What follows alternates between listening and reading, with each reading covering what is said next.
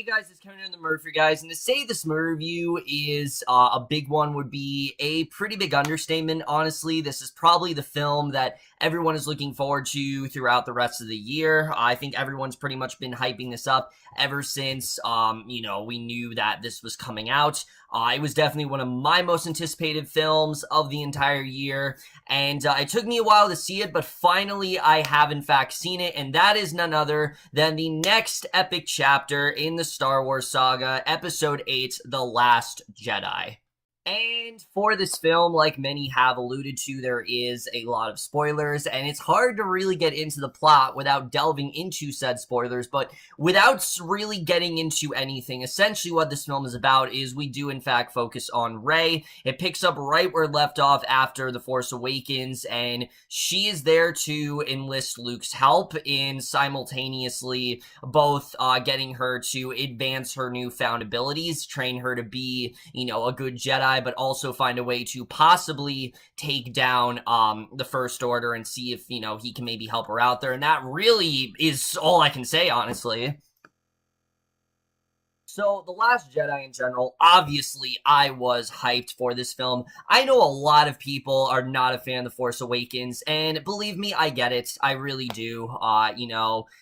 It's not going to impress everyone. There are things that I'll like that a lot of people don't like, and I'm completely fine with that, but I absolutely love The Force Awakens. I've seen it about 2 or 3 times now, and both times I saw it, I rewatched a couple nights ago, and it still holds up very well. I thought it did a really great job of bringing new characters in while also finding a way to, keep the nostalgia factor in, but not making it feel like a fan film, making it feel like an actual Star Wars movie. It just did a really good job of expanding to the universe. And The Last Jedi, I was really hoping that they would expand a lot of the things they introduced in the first movie, because, this is the big one. This is known as the Empire, and of course Empire Strikes Back is so known for expanding things and getting us more into the characters and just genuinely shocking us, and I was so interested in seeing what Last Jedi would bring to the table. And how is Last Jedi overall? Well, I can definitely say this: it's a fucking great Star Wars movie. I can absolutely say that. Is it as good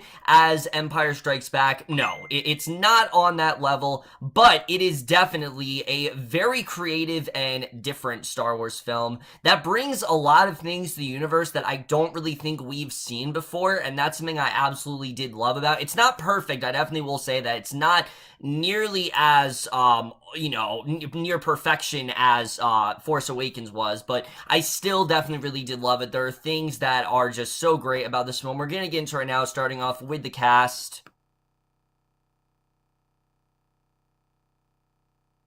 And similar to the plot, it's very hard to talk about these characters without getting spoilers, because there is literally so much that goes down with the majority of these characters in the film, and I would love to talk about it. I really would, and believe me, we're gonna get there. We're gonna get to spoilers eventually.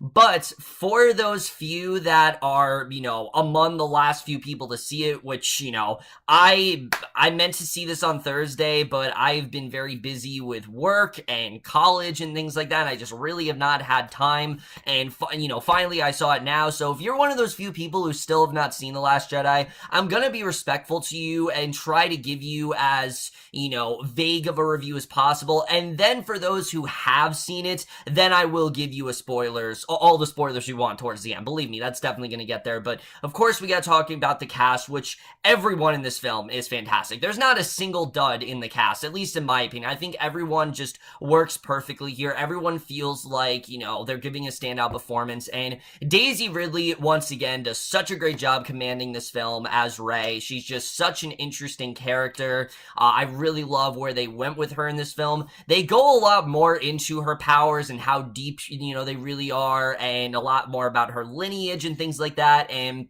I just really loved what they did with her. Daisy is, not Daisy, I always do that. Rey is someone who a lot of people accuse Rey of being perfect, and this film shows that's definitely not the case. I really did love what they did with her character. She does an incredible job in this movie, just like the first one, and this film definitely shows that Daisy Ridley was absolutely the right choice for this role. When she was in Force Awakens, she was kind of an unknown actress, and since then she's been doing doing a lot of stuff, and it really is thanks to Star Wars for making her, I think, even stronger of an actress than she was in the first one. I think, honestly, she was even better here than she was in Force Awakens. Easily, though, the standout of this movie is Mark Hamill as Luke Skywalker, and just seeing him again is fantastic. I know a lot of people were disappointed that we didn't get to see a lot of him in Force Awakens, and don't worry, he has a lot to do in this movie. And again, especially with Luke Skywalker, I can't say much about it, but let's just say this is a very different take on Luke Skywalker than what you might expect, and Hamill did a fantastic job. There's not a single scene with him here where I didn't think that he got right back into the character. This does still feel like Luke Skywalker. It feels like Hamill never left the character. He got right back into it. He did such a great job here, and it's on the level, I'd say, that Harrison Ford or Carrie Fisher was in the first movie. He really did an incredible job here. The scenes between Rey and Luke are among some of the best of the entire film. These two just have such fantastic chemistry. I really love where they took him throughout the film. He's in a very interesting place at the start of this movie, and where he ends up going and where he grows as a character is probably one of the best parts of this entire film. And like I said, Hamill just really killed it in every way possible here. But someone else who I thought really rose up and not only, showed how great of an actor he was, but was even more interesting than it was in the first one, was Adam Driver as Kylo Ren. If there was a doubt in anyone's mind that Adam Driver is an amazing actor, this movie will put all that to rest, because he absolutely dominates every scene he's in. Every single scene that I think he's in, even some of the scenes he shares with other characters, he absolutely steals. I mean, Kylo Ren, he's still very conflicted in this movie. He's kind of where he was at the end of the first one, where there's a part of him that, he's been told to follow things a certain way, but for some reason he keeps going towards the light, and you don't really know where he's gonna go in this movie. And you can see that he really just wants to be someone who makes his own choices, and I really did love where his character went here. He's constantly pressured to go to other sides, and I love where they took him in this movie, especially towards the last act. He absolutely killed it here. I loved his role in this film, and he as well was incredible here. But of course, I'm sure someone that you guys really want me to talk about is Carrie Fisher in this film, which, yeah, her death was definitely very tough last year. Last year in general for death was pretty horrible. There were a lot of, very famous celebrities that died last year, and Carrie Fisher was probably one of the most tragic for sure. But seeing her in this film is fantastic. She does a fantastic job as Leia, as she did in Force Awakens. It's saddening because this is in fact her last performance as this character, but she still does a really great job. I really like where they took Leia in this film. I thought overall she definitely did a really great job here. But again, it's sad because we're never going to see this character again. They already have said that they're not planning on bringing her back or recasting the role, which is a good thing. I'm not upset that they're doing that by any means, but it's tragic because this is the last we're going to see of the character, and the direction she ends up going, without spoiling anything, isn't exactly the most final. I'm not going to get into where they end up taking her, but it's just unfortunate what's going to happen. I don't really know what they're going to do with her from here on out, but it was cool seeing her one last time, and it's definitely a role I'm going to deeply miss, because you really do see how much she loves this character. That passion is really in her heart and soul. Even though Carrie Fisher was very damaged, I think, during this role, I think she definitely was in a bad place. You could definitely tell, but she really did a great job here, and I really did love her performance here. She really did an incredible job, and I'm definitely going to miss this character for sure. And then everyone else here, of course, is fantastic. John Boyega, once again, love the character of Finn. He still does a great job here. Oscar Isaac in this movie is Poe. I know a lot of people were disappointed that Poe didn't have a lot to do in the first one. I had no problem with that because I knew he was going to have more to do, and he absolutely does. He has a fantastic arc in this movie, probably one of my favorites out of any of the characters here, and I really love where they took him in this film. Andy Serkis, once again, is fantastic. Domhnall, Gleeson, even some of the newer characters characters, like, say, Kelly Marie Tran. I thought she was really good as Rose, or Laura Dern especially is really good, her character here. Really, everyone does a fantastic job. Like I said, there's really not a single dud in the entire cast. It's cool to see everyone back. Anthony Daniels, of course, as C-3PO is great. Really, everyone is fantastic, and I thought everyone really just gave it their all here for sure. So now let's get to the directing and the writing, which, once again, I can't really say too much about. I can't stress this enough. The spoiler portion, it's coming, but I gotta be very vague about it. The directing in this movie is spectacular. I mean, every Star Wars film at this point, yes, it does have a specific formula, but this is really the first one where, to me, it felt the most different. It really genuinely felt like Rian Johnson, his vision was what this movie was. It wasn't just, you know, a typical Star Wars movie. This was Rian Johnson's film to a T, and that's something I really loved about it. And he really implemented so many creative and different directions for this movie to go. There's a lot of different things that he did here, and I just thought it was really well done. You could tell that he really wanted to leave, you know, his own personal state on this film, and, you know, I think he did that very well. I loved what he did here. I thought his directing was fantastic. He also puts a lot of comedy into the film, just like The Force Awakens. I think there's just as much comedy in here as there was in Force Awakens. People are saying there's more, but I kind of found it to be equal, where there's you know, comedy in both of them, but I definitely thought the comedy here was very good as well. I was definitely laughing a lot, but there's also some very emotional moments, and there is a lot to process in this movie without getting too much into it, but I thought all of that was just so seamless here, and I thought his directing was fantastic. But the writing is, I think, what really impresses me in this film, because the writing here is absolutely spectacular.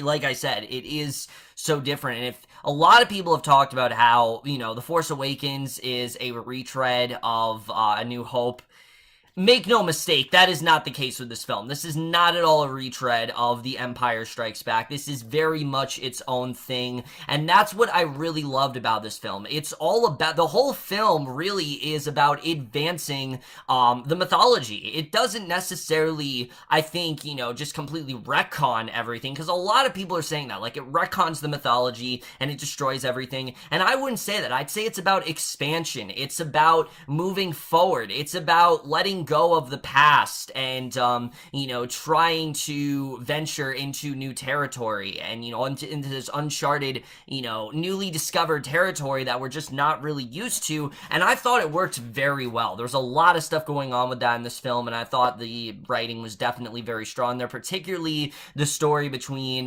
you know, Rey, Luke, and Kylo Ren. Without saying much, their story is heavily connected, especially Rey and Kylo, and the way they do it is really cool. I've never really seen something like it before in a Star Wars movie, and it's incredibly well done. I love the way that was handled. I think they handled it, you know, as well as they possibly could, and again, if anyone says that this movie isn't creative or different, I don't know what movie you watched, because this movie is way more out there, way more bizarre, and just a lot different than other things we've gotten in the past from Star Wars, you know, in the Star Wars canon, and that's something I really did appreciate about this film.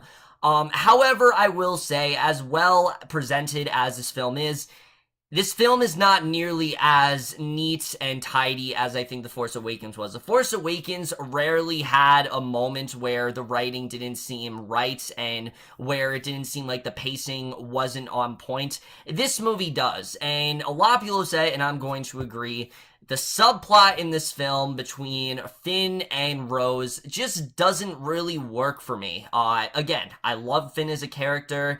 I'm not particularly fond of Rose, though. I'm not gonna lie. As much as I did like Kelly Marie Tran in this role, I'm not particularly fond of her character. I didn't really see the point of her character here. And Finn, to me, it seemed like the only reason that they gave him this plot is so he had something to do in this film. Because, of course, at the end of The Force Awakens, he ended up in a coma, and we didn't know what was gonna happen. And, of course, he does awaken in this movie, but from there, I just didn't really feel much attachment to anything going on in this plotline, and especially once we get into their plotline, what their story consists of feels like a completely different movie from what we're actually seeing here. Like, their plots, it felt like the movie stopped, someone changed the channel, you know, if you were watching this like on TV or something, someone, you know, changed the projector, put in a different movie, and that's what we were seeing with Finn and Rose. That is how disconnected their plotline really does feel. And, you know, towards the end, they do a good job of connecting it,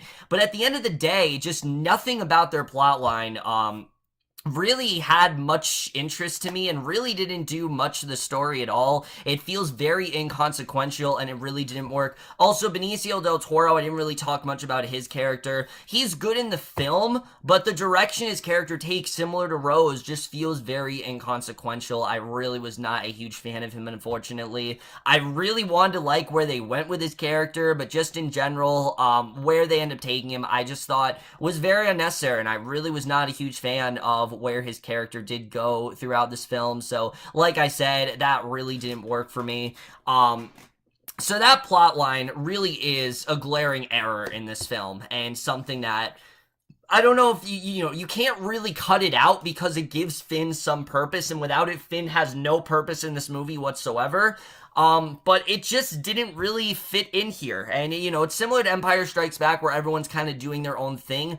The only difference is that Finn and Rose's plotline just doesn't seem to connect much to the main plots, and it just didn't really work for me overall. The cinematography here, though, once again, similar to Force Awakens, from a visual standpoint, this movie is an absolute masterpiece when it comes to visuals. And especially, like I said, Rian Johnson's visuals here, it's a lot more. There are points where this movie is kind of trippy. There are points where this movie takes some really interesting directions when it comes to the cinematography, and that's something I really did love here. The cinematography is just gorgeous in this movie.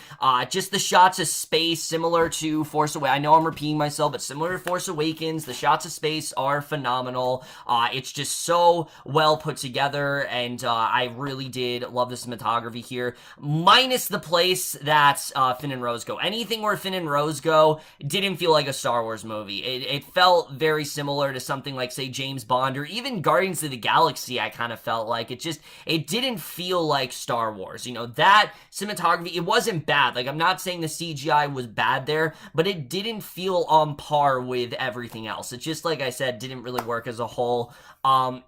The score here, once again, is fantastic. You know, a lot of people have talked about John Williams' score. It is repetitive. It is similar to what we've heard in other films, but, you know, it's a score that's so iconic that I don't mind that, yeah, it is very repetitive, and yes, it is something that isn't all that different, which there is definitely some new compositions here, but again, it's just such an iconic score. It's something that you need in a Star Wars movie. Like, I want to hear da-da-da-da-da-da-da-da-da-da. I want to hear that. Like, that's a cue that I want to hear in Star Wars, and if it wasn't there, I would be disappointed, and that's something that we're used to, and I'm glad that it is still here, because we need that to be in a Star Wars movie. I mean, without it, like I said, it just wouldn't feel like a Star Wars movie overall, and that's something I am happy that they included. The editing in this movie, like I said, the movie is over 2 hours long, and for most of the film, I didn't feel the length, except when we cut to the Finn and Rose stuff. The Finn and Rose stuff, it's given as much, you know,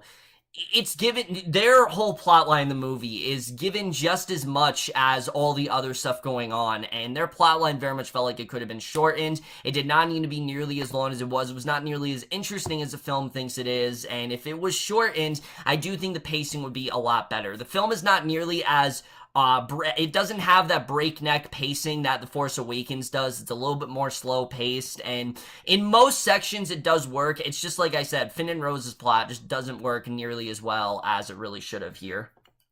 So with that, guys, I've now given you my portion of the Star Wars The Last Jedi review without spoilers. From here on out, though, I'm going to go full-on spoilers because you have to. I feel like for this movie, you have to get into spoilers. You have to get into what's really going on here. This is probably the most spoiler-heavy Star Wars film we've ever had, honestly. There's a lot of stuff to get into, and we might be here for a while. Again, this video could be very long because there's a lot of stuff to get into, and I don't want to, you know, just talk about it briefly. I really want to get as, in depth as possible. I want to dissect things as much as possible. I'm just going to intro right now. So if you guys are interested in seeing The Last Jedi, do you want not watch the rest of this review? I promise you it is definitely worth the wait for sure. But let's just get into it. So, of course, the first thing I definitely want to talk about is where they end up going with Luke in this film. And a lot of people are very disappointed, and at first glance, it makes sense because he is so different in this movie. But the thing I'm going to say is, what were you really expecting? I mean, if you really thought that the Luke Skywalker, after so many years was going to be the same person, you're sorely mistaken because, that's just not really the case here. And this is not something that's surprising. This was hinted at heavily in The Force Awakens. We knew that Luke trained a bunch of Jedi and that it really didn't, work out. He wanted them to be, his Padawan, and he kind of wanted to be similar to, what he learned from Obi-Wan and things like that. And, we know it just didn't really work out. And that is why Luke in this movie is very broken. He's in a very dark place. And a lot of people are wondering, why doesn't he want to train Rey?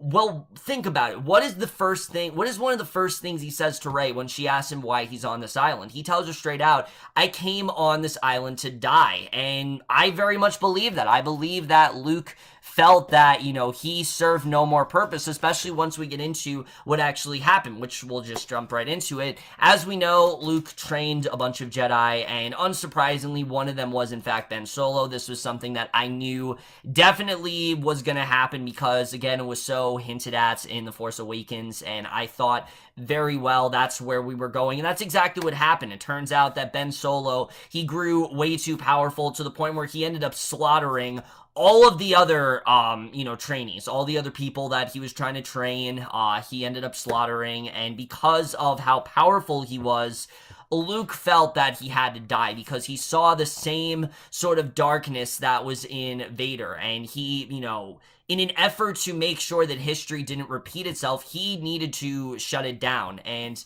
you could tell that he really was feeling regret. He was feeling like, holy shit, I caused this. I made this monster. And, he felt bad for what he did to Han. He felt bad for what he did to Leia. And Han, as we know, was on the fence of him training Ben. So it does make a lot of sense why Luke wanted to kill Kylo, because of the fact that he was so powerful and he just didn't want, history to repeat itself in that way. But of course, he couldn't go through with it. And he realized that, Ben just had that darkness in him. And that's the moment where I think, the Luke Skywalker we know, he's definitely still in there. He's just not nearly as powerful as he used to be. He's a lot older, he's a lot more in despair, and he's very dismissive. I mean, he literally doesn't want to train Rey. He throws the lightsaber off a cliff. He is so against the idea because of the fact that he's starting to see things differently. He's starting to realize that, hey, maybe the Jedi aren't really all that great. Maybe we don't always do things right. And that was something I thought was very compelling. We haven't really gotten into that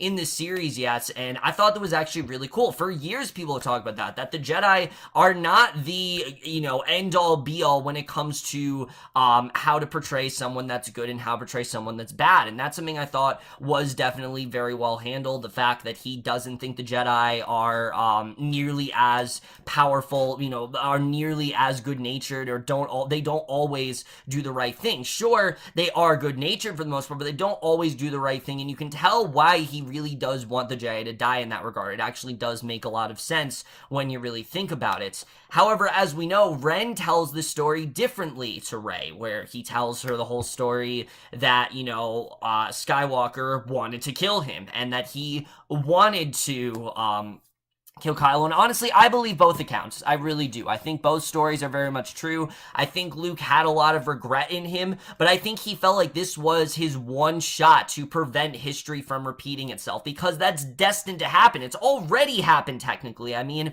remember, we saw this in the prequel. Sure, it wasn't as well presented here, but that's been a huge part of this, new trilogy. And that's something a lot of people I don't think are getting, is that history is destined to repeat itself, and Luke wanted to prevent that from happening, and as a result, that's exactly what's happened here. History has very much repeated itself.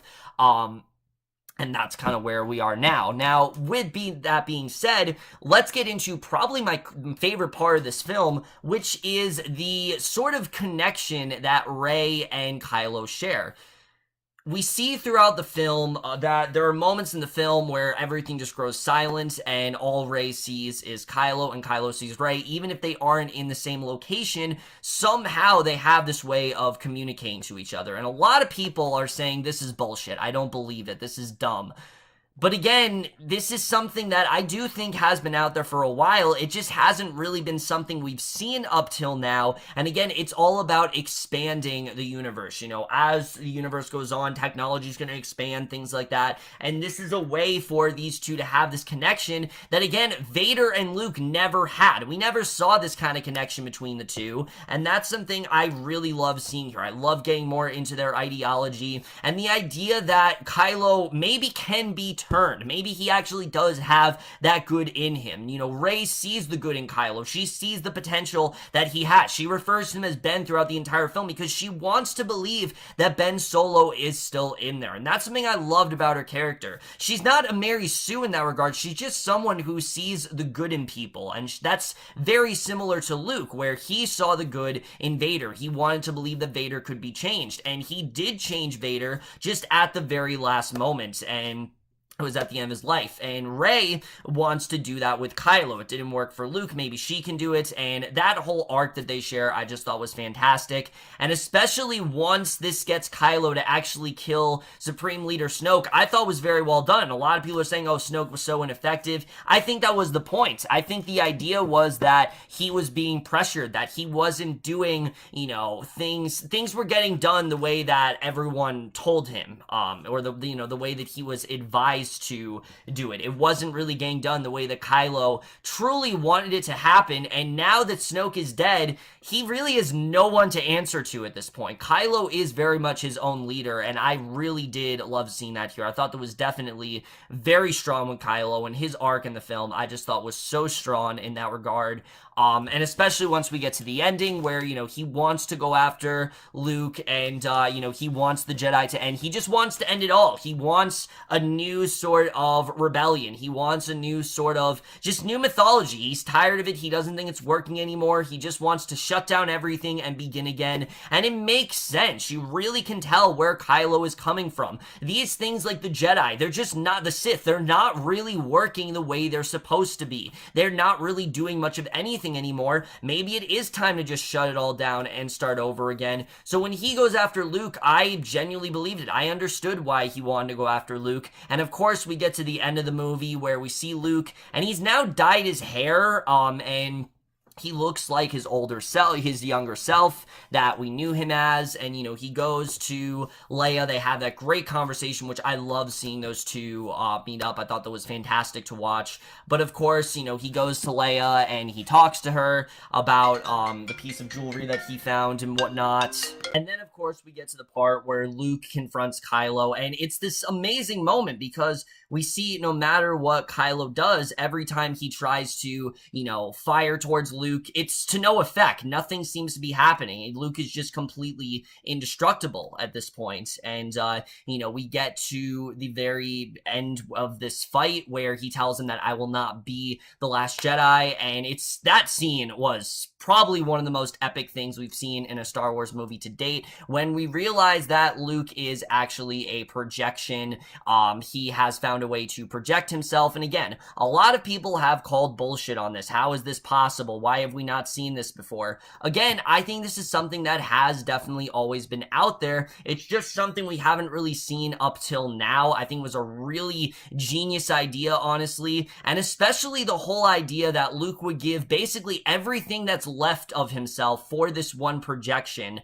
just to rescue everyone, all the resistance fighters, get them out of there, and you know, find a way to get them to escape, and this would be the way he sacrificed himself. I thought was just a very powerful ending in that way. I really love the way that was done, and I thought that was definitely the best way for him to go out. I really loved everything about that ending there, and I thought, again, Sure, he is a different person now, but he has a lot of the same similarities that the Luke Skywalker we knew in the original trilogy had, and I thought that was definitely very well shown here. But with that out of the way, of course, we do have to get into the other arcs that I do want to talk about. Of course, the whole thing with Finn and Rose. Now that I have more spoilers here, my biggest issue, like I said, is when they go to that casino, it just didn't feel like Earth in general. It didn't feel like space. It felt too much like Earth, honestly. It just didn't really fit into the whole overall narrative. It didn't really work for me at all.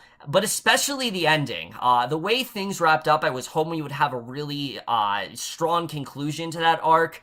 But when we realized that Benicio del Toro actually wasn't on their side, I was just kind of like, what was the point of his character in the first place? He just seemed very ineffective to me, very inconsequential, and I don't really get why he just, he said he was on their side, and then he wasn't. I just wasn't really a fan of that arc at all, and especially the ending when they tried to have, obviously we knew Rose was a fan of Finn's, but when she kissed him in that one moment, I thought it was honestly really forced. There was nothing hinted at in the film that there was some sort of romantic sort of feelings for her there, and it felt very rushed in that way.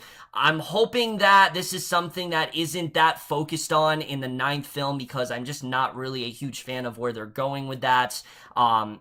Like I said, the Rose character in general, I just wasn't really a huge fan of, to be honest with you. But Poe's arc, I fucking loved. I love where they took Poe in this film, especially because of the fact that we see in the film, he's someone who, yes, he's a very good pilot, but he's not always on top of things. And this ties into the whole idea that the Jedi aren't always right, and that sometimes they are, in fact, in over their head. And that's very true with Poe. Poe is someone who, Laura Dern's character comes in, who I thought was fantastic. I love Laura Dern's role in this film as Admiral Holdo. I thought she did a fantastic job here. But, she comes in here, and Poe is just, he's ready to do things his way. He's not ready to let her do anything. He doesn't want her to tell him anything different. He has a specific way of doing things, and he wants to overthrow her and essentially create a mutiny, when he realizes that no, they definitely did have the right way of thinking, and he almost ruined it for them. And I thought it was a really good arc for Poe, him realizing that he needs to take a step back a bit. Sure, he's a really good fighter pilot, but he's not a leader. He's someone that needs to, I think, be a bit more in the background, and I really thought there was, like I said, a very strong arc for Poe. I thought it really gave a lot into his story, and I'm looking forward to seeing where he does go there. Really, every arc besides the Rose and Finn arc I thought was very well tied up. I really did love where it ended up going. The very end of the film, of course, we need to talk about that. The last scene in the movie, of course, where we go back to Canto Bites, and we see one of the children that helped out Finn and Rose. What do I think that's all setting up? The whole thing with the broom, flowing up into space. I don't think that has to do with this series. I think that is the whole new series that Rian Johnson is starting. I think that's what this is really about. I think that's tying into that new series that he's starting. Why he did it in this film, I don't really know. It did feel a bit awkward for sure, especially when we had that scene where Leia saying that rebellion needs to rise again. That seemed like the perfect way to end the movie. And then we cut to that last scene. I understand they're trying to show that there's hope and there is definitely someone still out there, but just in general, it didn't really feel like it needed to go into this movie, and it seemed like the only reason they did that is to tie the Canto Bite stuff into the overall film and actually give it a purpose when it was kind of lacking one, and that's really the one thing that just didn't really sit right with me. Other than that, guys, The Last Jedi is a fantastic film. I absolutely love this movie. I think it is a very creative, different film than other things we have seen in the Star Wars universe. There's so many things in here, like I said, that are just very different from other things we've seen. I mean, the projection, all that stuff. There's so many things that we have yet to see in a Star Wars film that is in this movie, and I'm very interested in seeing where it's going to go. To be honest with you, I don't have many predictions for the next movie. I don't know where they're going to go, and I like that. I like that I don't have an idea. I like that I am very, I just don't really have much of an idea of where they're going to go. And that's, again, not a bad thing. They have ideas, they have things planned out, I'm sure, and I'm looking forward to seeing where episode 9 does go. The Last Jedi, it's not a perfect film, but it's one of those movies where the things that are so great are so fucking great that the things that kind of did bother me almost feel like a non-issue. They really do. There are points where did the Finn and Rose arc, is it really that bad? No, it's not bad. But compared to everything else, it just didn't really tie into everything else, at least in my opinion, it didn't. And like I said, when really thinking about it though, no, it's not as good as The Force Awakens. I don't think it's as, breakneck pacing. I don't think it has as nearly as, the pacing's not as good. I think the story is really well done. There's just a few things in there that I do think could have definitely been a little bit better. I think overall this is still a fantastic movie. I still am very interested in seeing where this series is truly going to go. There are some really cool things in this film that I definitely was extremely impressed with, and I'm really looking forward to seeing where they do go from here. The Last Jedi is a fantastic film. It's definitely gonna divide. It's already been very divisive, and I think a lot of people are going to be very split down the middle. I overall love this film, and I'm definitely going to give Star Wars The Last Jedi overall an A-. So over, guys, movie Star Wars The Last Jedi. Let me know what you guys thought of this movie overall. Loved your thoughts on it. Again, I know this was a long review, but there's a lot to unpack. There's a lot that goes down this movie, and you can't really sum it up in like 14 minutes. You just can't. I needed to really get into everything I loved, everything I really wanted to talk about. But that's in my review. Hope you guys enjoyed. See you guys in my next video, and I will see you guys for that. Okay, bye.